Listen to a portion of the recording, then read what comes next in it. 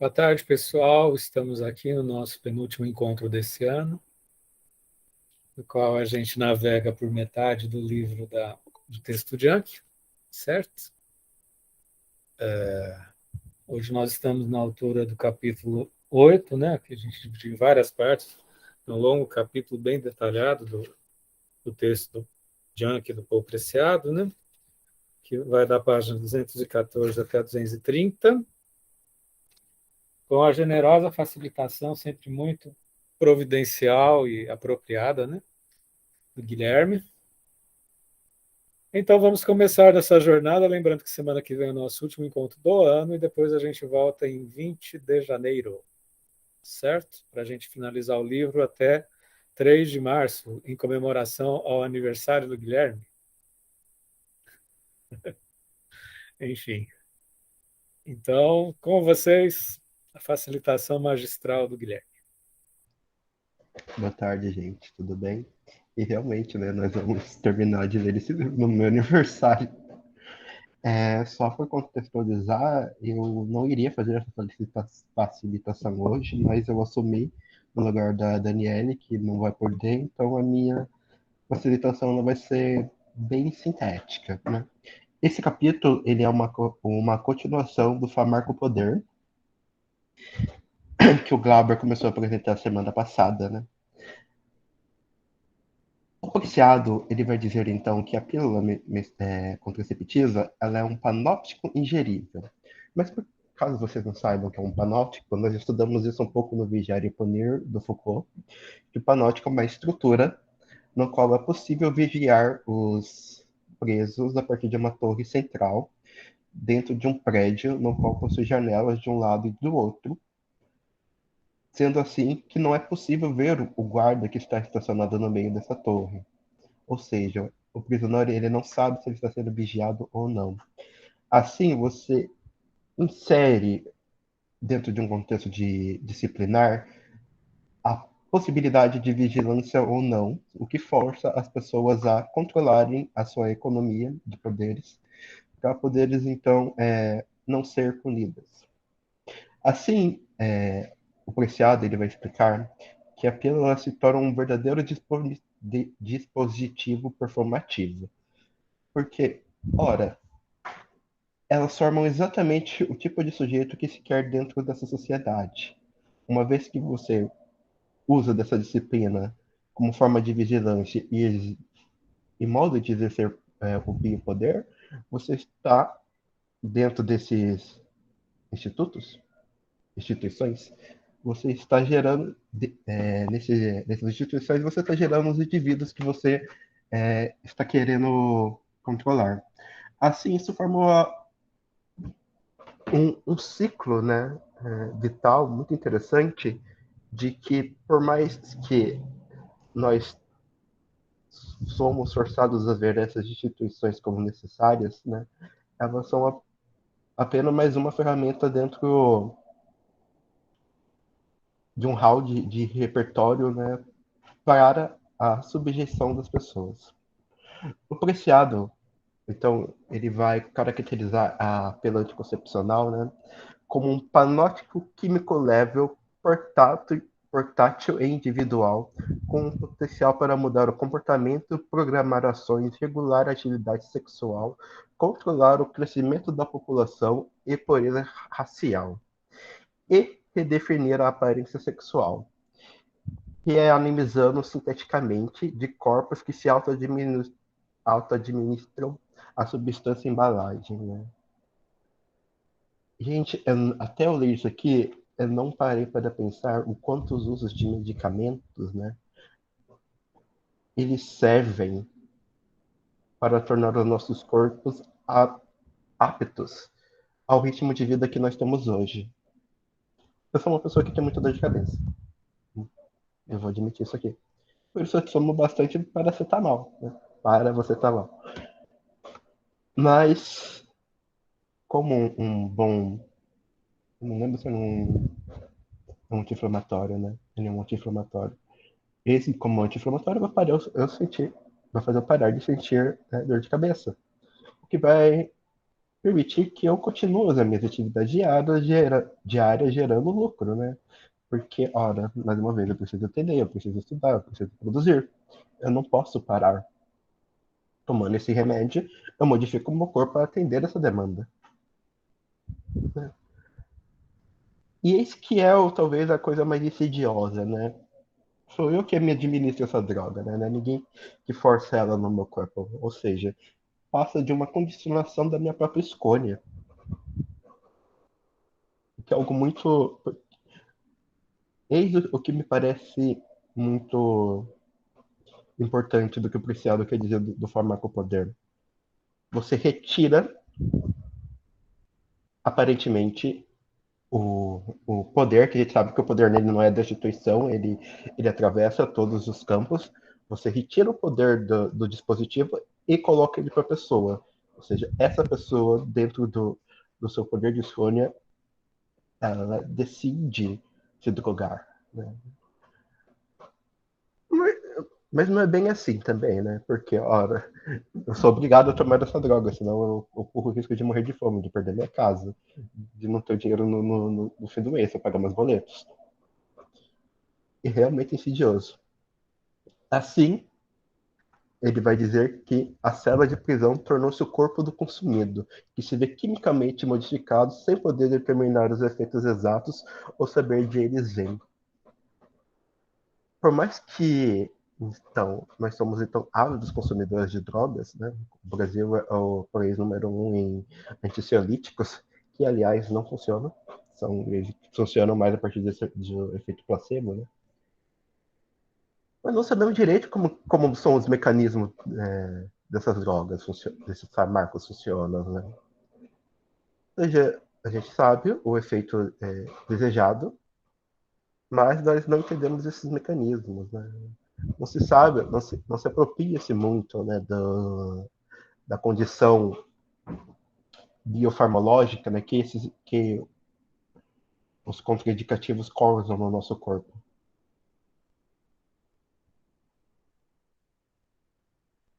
Você vê como isso é muito bem pensado, né, porque caso, por exemplo, nós nos apropriássemos desses conhecimentos, nós provavelmente não usaríamos esse tipo de medicamento. Aqui eu vou admitir para vocês que eu não conheço muito o funcionamento por exemplo, de um anticoncepção, de uma pílula anticoncepcional, uma pílula no caso, que pare o ciclo menstrual. E eu fiquei muito envergonhado disso. Eu fiz um exercício muito que as pessoas me disseram que é minha cara, que eu fui perguntar para minhas amigas que tomam anticoncepcional qual que eram as experiências delas com as pílulas. Foi muito interessante o fato que a maioria delas não foram instruídas sobre os efeitos,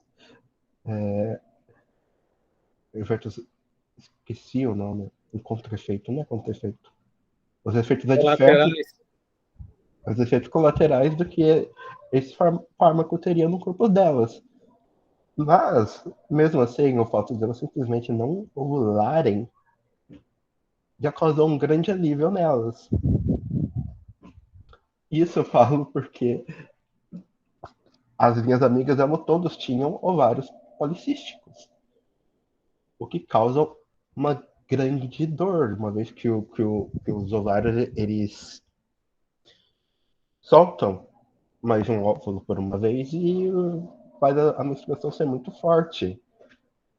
E ambas elas tiveram o pedido de cirurgia para retirar o ovário negado, porque elas estavam saudáveis, tirando essa dor imensa que elas sentem, por médicos, a sua maioria homens, que não entendem, né?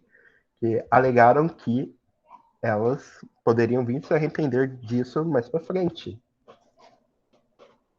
O que liga muito com o que o Preciado vai dizer que a pílula, elas vêm a servir porque a mulher ela tem que ser simultaneamente fértil e simultaneamente infértil. Ela não pode deixar de ser fértil de uma vez. Porque é como um corpo sexualizado, pornográfico, o papel da mulher, então, é reproduzir, e reproduzir de maneira heterossexual. O que, né? Vejamos bem essa heteronormatividade, né? Implica, então, num quadro de sofrimento.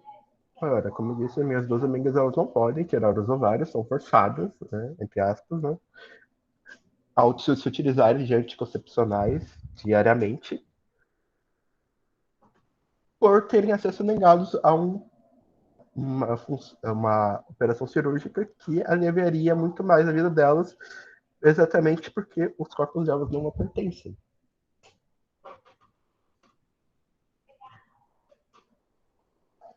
Que é muito complicado de se pensar, mas é a vida. Assim, né?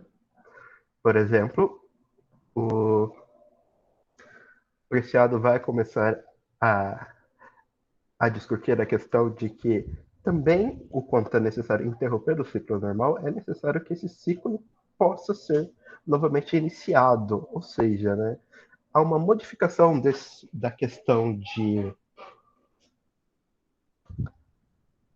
Retomando aqui brevemente a questão do Vigiar e Corneiro Foucault, né, que o poder do rei é o poder fazer morrer.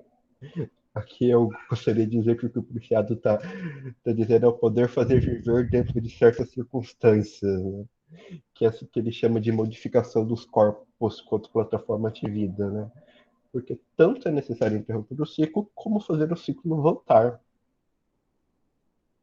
Para você ver como que a manipulação das moléculas, ela permite essa introdução do biopoder dentro do corpo, como mesmo o Fernando está sempre se maravilhado, né? Que ele não conseguiria pensar o biopoder como entrando-se dentro das moléculas. Ora, se entra dentro das moléculas, é possível, então, pensar num novo estágio de manipulação. Se pode manipular as moléculas, se pode, então, manipular várias outras coisas. Né? Então, o Preciado vai começar a falar dentro da construção somático-política. Ora, conseguimos manipular moléculas, conseguimos manipular hormônios, conseguimos manipular partes do corpo com os avanços da medicina. Ou seja, é possível então criar, e aqui eu falo com toda a propriedade, criar, né, novas patologias. Né? Eu vou dar um breve exemplo, né, considerando que nós estamos lendo o texto Junk, é a própria disforia de gênero, né, que é quando a pessoa ela sente que ela está habitando um corpo biológico de um sexo biológico que não corresponde à visão de gênero dela. Isso foi, como nós sabemos, há uns 2 anos retirado da OMS como patologia. Mas percebe-se, a ideia de mudar de gênero, fazer a cirurgia de transição de sexo, ela se torna necessária, então, ela se torna possível a partir dessa manipulação do somático-política do corpo. Parando para pensar, isso só surge como possibilidade dentro desse contexto. Assim, caso vocês não saibam, eu não sei se isso até hoje, eu acho que tanto o Fernando quanto o Magnus podem confirmar melhor para mim, para se fazer uma cirurgia de transição de sexo é necessário ter um acompanhamento psicológico antes, dizendo que a pessoa tenha a capacidade mental para isso, não é? Por Ele fez 2 anos. por 2 anos, né? Observe o exercício da patologia dentro disso. Só assim dizendo, porque quando a pessoa é encaminhada para o ambulatório, às vezes ela é encaminhada de outros serviços, dizendo que precisa um acompanhamento interdisciplinar. De fato, não é exatamente assim, né? Um membro da equipe pode preencher os requisitos do laudo, embora do ponto de vista psicológico seja, obviamente, psicólogo. Né? Mas as pessoas são muito mal orientadas, entendeu?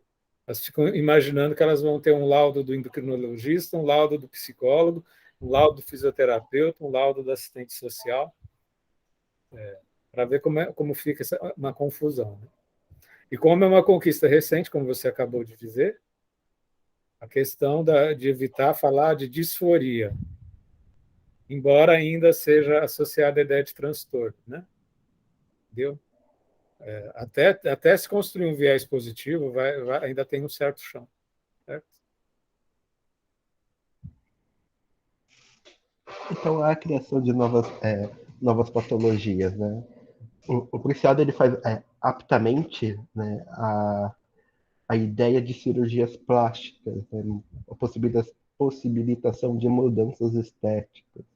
Aqui eu vou brevemente, né, trazer algo que me parece muito interessante, talvez um pouco hábito à discussão, uma vez que o Preciado ele traz bastante a discussão da pornografia, da sexualidade. Eu trabalho junto com uma paciente que quer fazer uma labioplastia para diminuir o tamanho da lábia minora. Eu não sei se vocês, o quanto vocês são apropriados dessa discussão biológica, mas vaginas ela vem de todos e qualquer jeitos.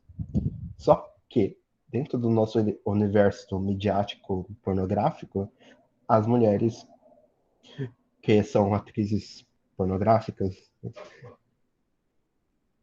elas fazem cirurgias para que elas fiquem com uma lábia minora menor. Apesar de que não faz muito sentido, porque a lábia menor é a lábia maior, a lábia major é a lábia menor, menor, mas tudo bem. Ou seja, eu estou trabalhando com uma paciente pelo fato de que ela quer fazer essa cirurgia eletiva apenas de cunho estético para ter uma lábia da vagina menor. Ora, de um ponto de vista médico, ela não precisa fazer essa cirurgia. De um ponto de vista médico, essa cirurgia também é uma cirurgia de pouco risco. Mas o que está em jogo aqui é o fato da manipulação do corpo dela para se caber dentro de uma ideia, de uma representação midiática, como o Preciado disse, pornográfica, de se adaptar o seu corpo ao que vem. Olha que controle maravilhoso e brilhante. Nós passamos a pensar que os nossos corpos estão errados e através das tecnologias que nós temos hoje, nós podemos modificá-los. Nós queremos modificá-los. Uma vez que podemos. Ou seja, mas aí que eu trago a questão, né? Como conduzir isso, né? De uma maneira que não caia nem nos estereótipos, nem numa negação, nem num ativismo de aceitar o seu corpo, porque eu não vou entrar em detalhes sobre o caso, mas eu só quis trazer isso para mostrar exatamente um exemplo concreto, como isso também pode fugir, então, apenas da questão farmacológica, apesar que o Preciado faz todo o movimento de incluir a ideia da cirurgia dentro disso. Eu vou ler mais uma parte. A nova tecnologia cirúrgica que tornou possível aplicações das ideias farmacopornográficas da sexualidade, a gestão técnica da masculinidade e feminilidade, a medicalização do orgasmo e do desejo sexual, o telecontrole das funções da fantasia da sexualidade, autoriza o processo de construção tectônica do corpo, segundo quais órgãos, tecidos, fluidos e, em última análise, moléculas são transformadas em matérias-primas, a partir das quais uma nova encarnação da natureza é fabricada. Olha essa transformação da coisa humana em um objeto de consumo, manipulável, completamente editável, né? É realmente o pináculo do biopoder até agora. Mas eu também convido vocês a pensar, né, o quanto o biopoder de fato sempre foi molecular. Há alguns meses atrás eu estava tendo uma discussão com uma amiga negra que mora nos Estados Unidos, no chamado gueto, que, que nós somos, entre várias aspas. Nós estamos discutindo, então, o fato de que, onde ela mora, nós temos, então, vários McDonald's. McDonald's nos Estados Unidos são extremamente baratos. Muito baratos. Ora, se o que está construído no bairro são McDonald's, extremamente baratos, de fácil acesso, portanto, de fácil acesso, toda essa população, e majoritariamente negra, vai comer McDonald's, que não é uma refeição rica de nutrientes, de minerais, das coisas que são necessárias para um crescimento dito saudável, né? Ou seja, desde essa ação macro, que é a negação do acesso ao alimento saudável, nós estamos tendo mudanças biomoleculares nas pessoas. O biopoder de nível molecular que o Preciado trouxe. Ou seja, não é necessário apenas o avanço da farmacologia para que se exerça poder sobre os menores átomos do corpo das pessoas. Né? Mas, como exemplo, apenas o mero fato do que comer ou não comer, se você tem que você é obrigado a passar horas embaixo do sol, isso tudo já influencia no seu nível molecular. Bom, acho que é isso, não vou me estender muito não.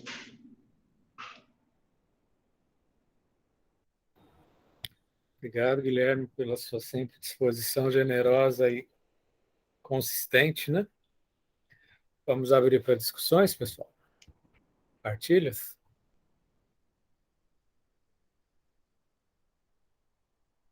Eu vou começar, gente, porque, assim, primeiro eu vou reforçar aquilo que eu já disse de outras vezes, né? Como eu fico impressionado com a astúcia intelectual do Preciado ao nos apontar que o poder ele atua no nível molecular, né? Através dessas substâncias, né? Isso, de certa forma, eu já tinha constatado, não com essa perspicácia da molécula, né? Mas eu sempre falava que tinha um,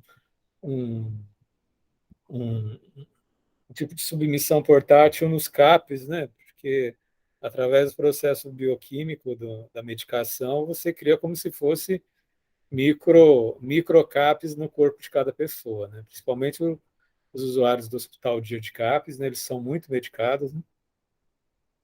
Eles circulam na sociedade completamente dopados, né?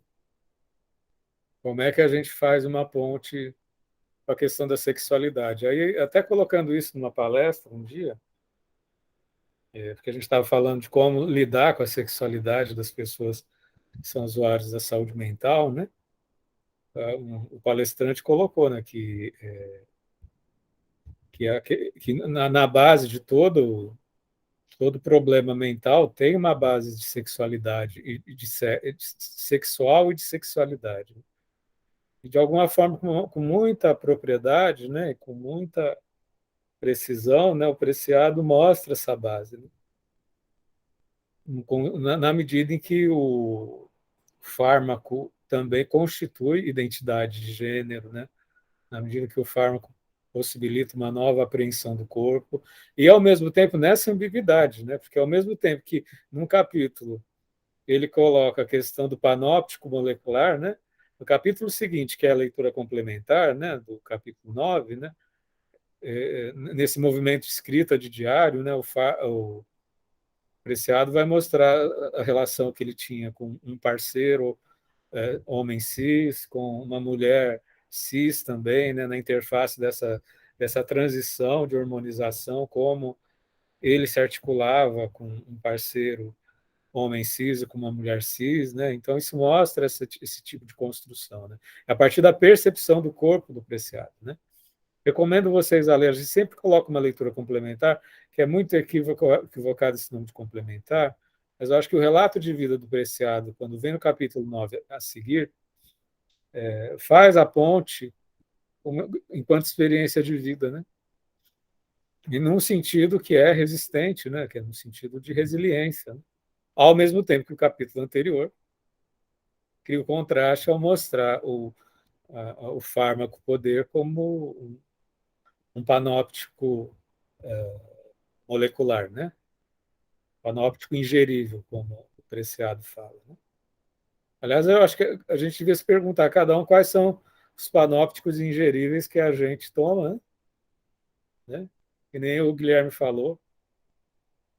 E aqueles que não tomam panóptico ingerível, o que está por trás dessa ideologia também de pureza, né? Muita gente que não toma remédio, não faz isso, não faz aquilo, né? Que tipo de subjetividade está construindo, né? Mas eu acho assim que esse livro, a cada conjunto de páginas que a gente lê, ele faz um alinhavo, né, desse poder cada vez mais sutil, né? Que é cada vez mais molecular, né? Acho tudo isso muito, muito sensibilizador. Mas sabe, Fernando, o que eu estava pensando quando eu estava lendo? Você quer um panóptico mais ingerível do que isso aqui?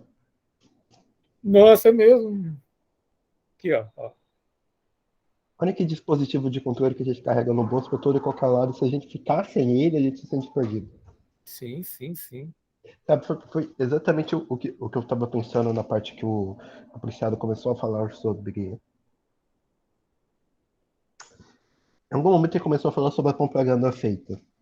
Oi, o quê? Ele começou a falar sobre as propagandas feitas sobre a pílula. Ah, Ele falou isso brevemente. Eu estava até procurando vídeo de propaganda para mostrar, só que eu não achei nenhum, que eu odiei na época. Mas o quanto a própria mídia hoje ela é um dispositivo de controle é um panóptico mesmo.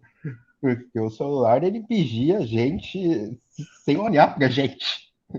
Acho que aqui todo mundo já teve experiência de você falar alguma coisa e o seu Google responder ou aparecer na sua pesquisa um monte de propaganda sobre aquilo, né? sim, Mas o quanto nós nos adaptamos a isso ao ponto de que nós estranhamos não estar com ele, com sim. essa coisa, né?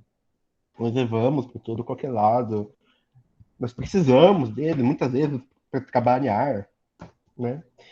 Mas eu acho que o mais interessante é realmente pensar o quanto isso nos expõe a olhares outros, podemos dizer assim, ou conteúdos outros, né?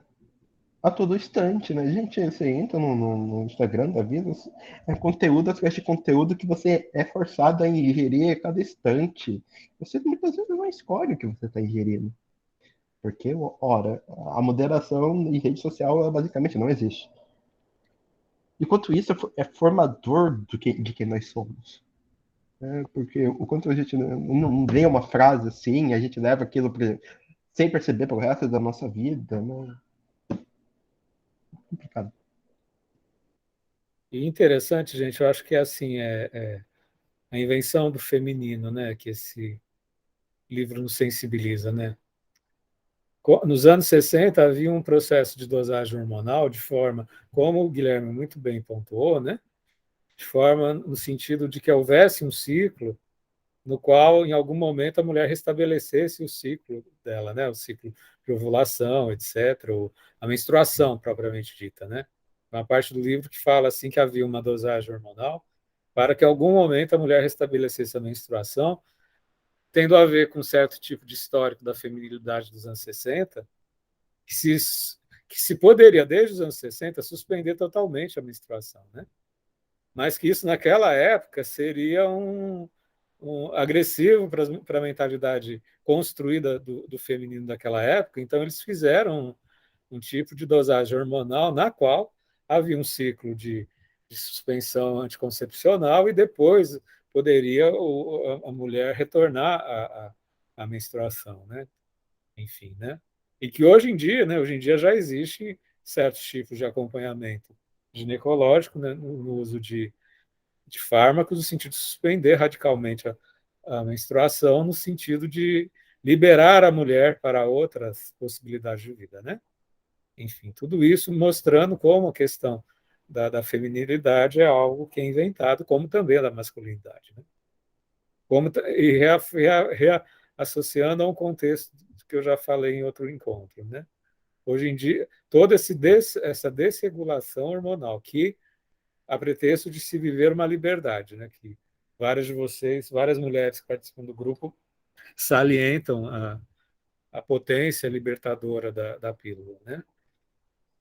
E que vai desregular o hormônio da mulher, que nos anos 50 ela perde a libido, né? Então ela precisa fazer uma reposição hormonal dessa desregulação que foi feita na construção do que se chama liberdade contemporânea, né?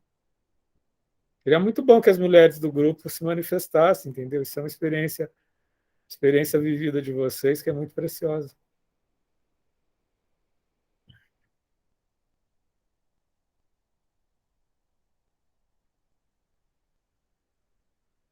Mais alguém quer comentar?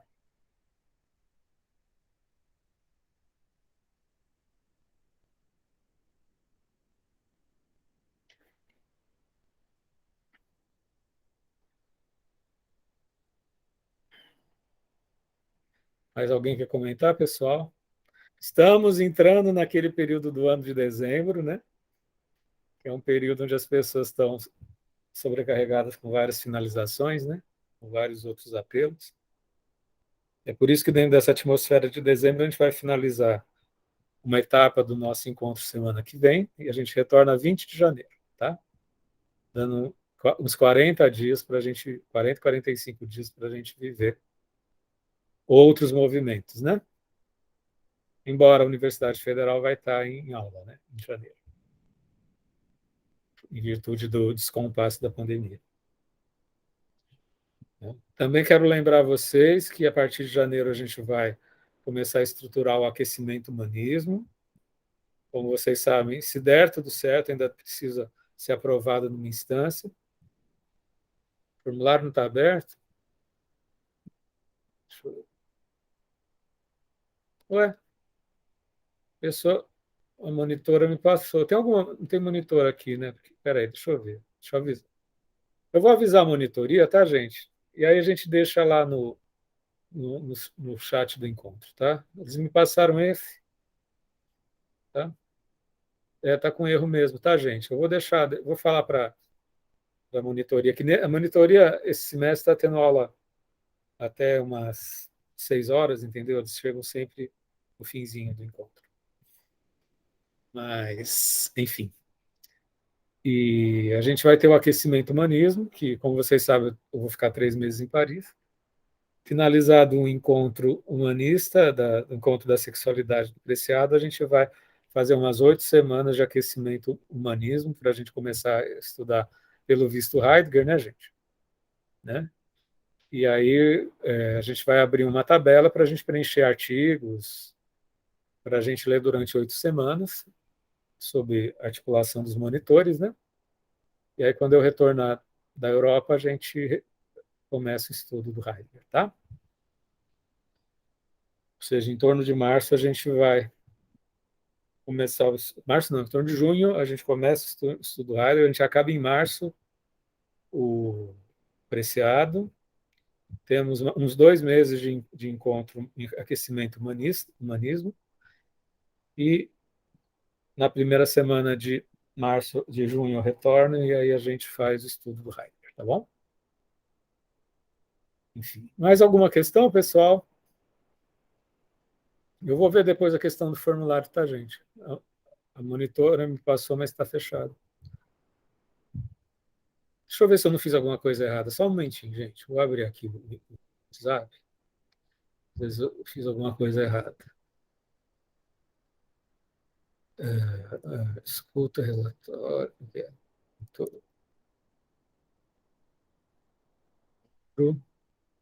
Não, certo, sim.